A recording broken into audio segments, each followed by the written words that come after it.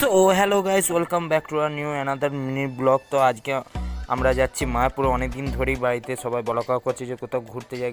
তো অবশেষে আমরা আজকে মায়াপুর ডিসাইড করেই নিলাম। তো আমি তো পুরো রেডি, মা বাবা সবাই খুব এক্সাইটেড, আমিও খুব এক্সাইটেড। তারপর আমরা ট্রেন থেকে নেমে এখন বিষ্ণুপ্রিয়া হল্ট থেকে আমরা এখন যাচ্ছি টোটোর উদ্দেশ্যে, কারণ এখান থেকে ডাইরেক্ট যাওয়া যায় না। টোটো ধরে এখন আমরা নবদ্বীপ ঘাটের দিকে যাচ্ছি।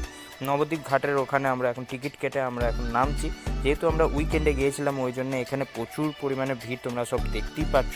তারপরে আমরা লঞ্চে করে এখন যাচ্ছি মায়াপুর ঘাটের উদ্দেশ্যে। এই হলো সেই গঙ্গা করে, যেখানে একসাথে দুটো নদী একসাথে মিশেছে। দেন ফাইনালি আমাদের ডেস্টিনেশনে পৌঁছে গেলাম। সেখান থেকে মন্দিরের চূড়োটা তোমরা দেখতেই পাচ্ছ।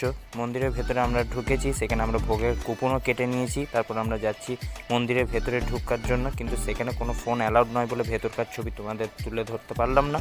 তো দেন দেখা হচ্ছে তাহলে পরে নেক্সট ভিডিওতে। ততক্ষণে সবাইকে রাধে।